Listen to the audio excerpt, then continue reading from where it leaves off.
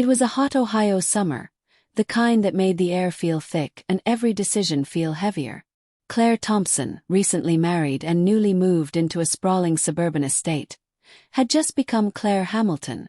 Her husband, Richard Hamilton, was a self-made businessman 2 decades her senior, and to the outside world, it looked like a fairy tale.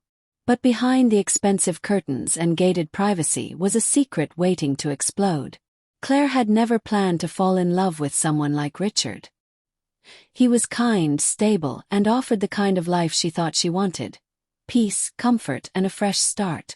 What she hadn't planned on was becoming the stepmother to Tyler Hamilton, Richard's 24-year-old son who had just returned from graduate school. Tyler was intelligent, closed off, and carried a certain coldness in his eyes when he looked at her.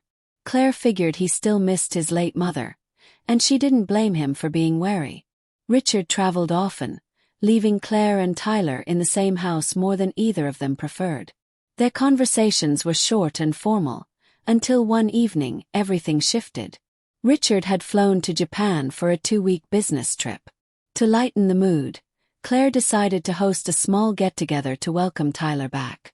She invited a few of his friends, prepared a modest meal, and kept things casual. As the night wound down and the last guests trickled out, only Claire and Tyler remained.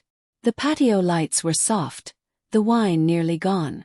The silence between them had lost its usual tension. It was replaced by something unspoken, something neither of them acknowledged aloud. Laughter turned into long stares. Claire stood to clean up, and Tyler reached out to help. Their hands brushed.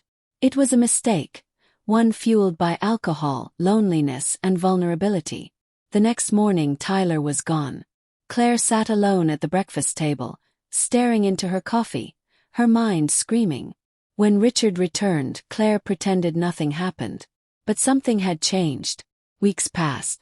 Claire's energy waned. Her stomach turned at odd smells. Her emotions swung violently. A test confirmed her worst fear. She was pregnant. Her heart pounded as she tried to do the math. It couldn't be Richard's. Their intimacy had been rare and distant. There was only one other possibility. She considered every option: abortion, disappearing, telling the truth. But none of them felt right.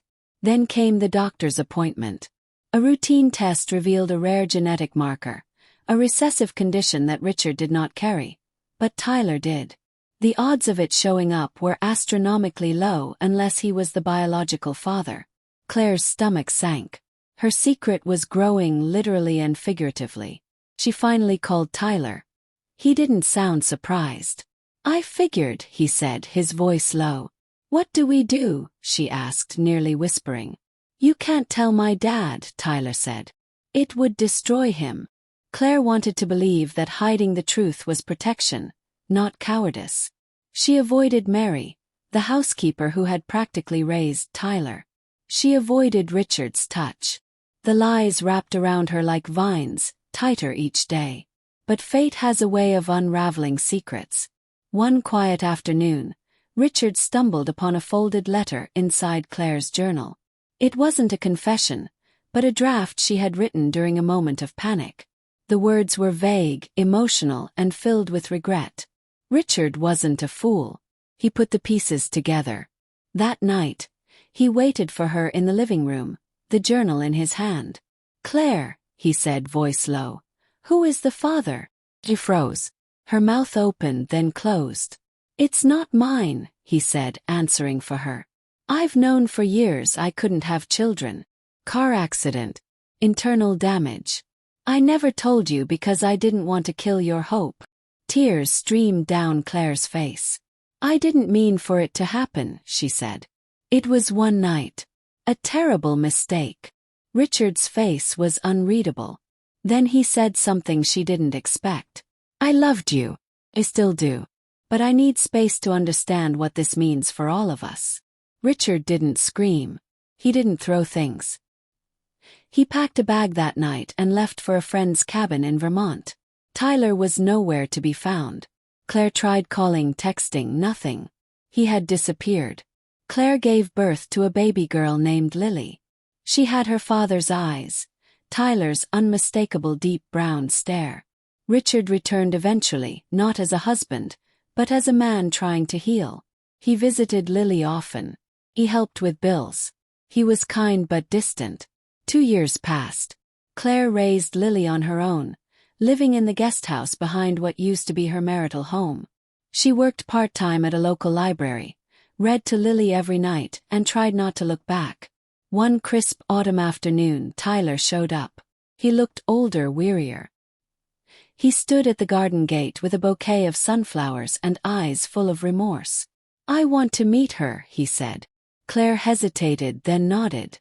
Lily toddled over, curious about the man with the flowers. Tyler knelt down, tears pooling as he met his daughter for the first time. "I'm your friend," he said softly. "Can I visit you sometimes?" Claire watched from a distance, unsure of the road ahead. The past couldn't be undone, but the future was unwritten. Scandal had ripped through their lives like a storm, but in its wake, something fragile had taken root. Something that looked a little like forgiveness, a little like hope, and maybe even the beginning of something honest. A story that began in shadows was slowly stepping into the light.